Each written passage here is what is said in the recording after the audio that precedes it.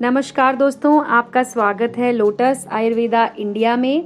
आज हम आपको बताएंगे स्पर्म यानी कि शुक्राणुओं की गतिशीलता को बढ़ाने के कुछ प्राकृतिक उपाय। सब्सक्राइब कर लीजिए हमारे चैनल को और हमारे बेल आइकन को दबा दीजिए, जिससे कि आपको नए वीडियोस के अपडेट सबसे पहले मिलेंगे। आखिर क्यों जरूरी है पुरुषों के स्पर्म यानी शुक्राणु की गतिशीलता को बढ़ाना? आइए इसे विस्तार से जानते हैं। पहले के समय में कोई महिला गर्भ धारण नहीं कर पाती थी तो केवल महिला को दोषी माना जाता था। सब लोग ये सोचते थे कि महिला की प्रेग्नेंट होने का कारण सिर्फ महिला में कमी के कारण हो सकता है। लेकिन आज जब साइंस ने इतनी प्रोग्रेस कर ली है, लोगों को भी इसके बारे में अवेयरनेस हो गई है, तो हम सबको पता चल गया है कि पुरुषों के शुक्राणु की पर्याप्त संख्या और उनमें गतिशीलता होना बेहद जरूरी है। गर्भवती होने के लिए महिला के अंडे को पुरुष के शुक्राणु से मिलना बेहद जरूरी है। स्पर्म की पर्याप्तता और उनमें गतिशीलता में से यदि किसी एक चीज में भी कमी हुई तो पुरुष बांझपन के शिकार हो जाते हैं।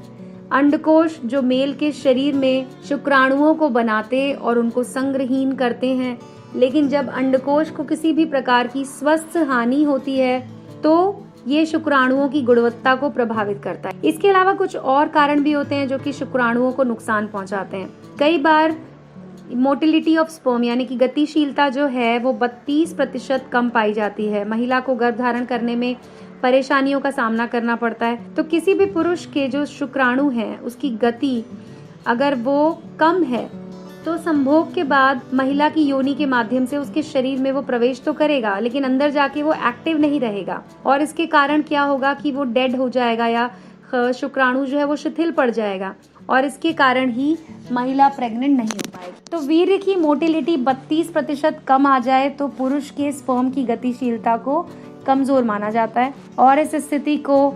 एस्थेनोजूस्पर्मिया कहते हैं। जी हाँ, यह स्थिति पुरुष बांझपन का एक मुख्य कारण मानी जाती है और स्पर्म की गतिशीलता बढ़ाने के लिए आपको कुछ उपाय करने होंगे, जैसे कि आपको कुछ चीजें अपने खाने में, डाइट में शामिल करनी होंगी। इनमें है साबुत अनाज, पालक, केला, अनार, अखरोट। स्पर्म की गतिशीलता बढ़ाने के लिए दैनिक प्रयोग की जाने वाली वस्तुओं में ऐसी चीजों का इस्तेमाल करना होगा जिससे कि मोटिलिटी बढ़े। और आपको बता दें कि इसके अलावा शुक्राणु की गतिशीलता बढ़ाने के लिए टॉयलेट पेपर, नैपकिन, क्लोरीन वाले नल का पानी, कीटाणुनाशक इस्तेमाल किए हुए खाने, बाथरूम में होने वाली जो भी चीजें बाथरूम में इस्तेमाल होती हैं उन चीजों का इस्तेमाल जो है वो प्रजनन क्षमता पर गलत प्रभाव डालता है। इसके अलावा शराब, तंबाकू, सिगरेट, सोडा, नशीले पदार्थों का सेवन स्पर्म की गतिशीलता को नुकसान पहुंचाता है। स्पर्म की गतिशीलता बढ़ाने के लिए आप अपनी मर्जी से किसी भी दवाई का सेवन ना करें। डॉक्टर से पूछे बिना अपनी स्पर्म की मोटिलिटी पर बुरा असर हो सकता है इन दवाइयों का। कई दवाइयां जैसे कि कैल्शियम चैनल ब्लॉकर्स होते हैं, ट्राईसाइकिल एंटी डिप्रेसेंट होते हैं जो तनाव को दूर करने के लिए लिए जाते हैं और ये स्पर्म की मोटिलिटी को कम कर देते हैं। इसीलिए याद रखें कि शुक्राणुओं की मोटिलिटी या उनका जो मूवमेंट है वो बेहद ज़रूरी है। और दोस्तों, इसके अलावा शरीर के वजन को कम करके, व्यायाम करके, योग करके भी स्पर्म की मोटिलिटी को बढ़ाया जा सकता है।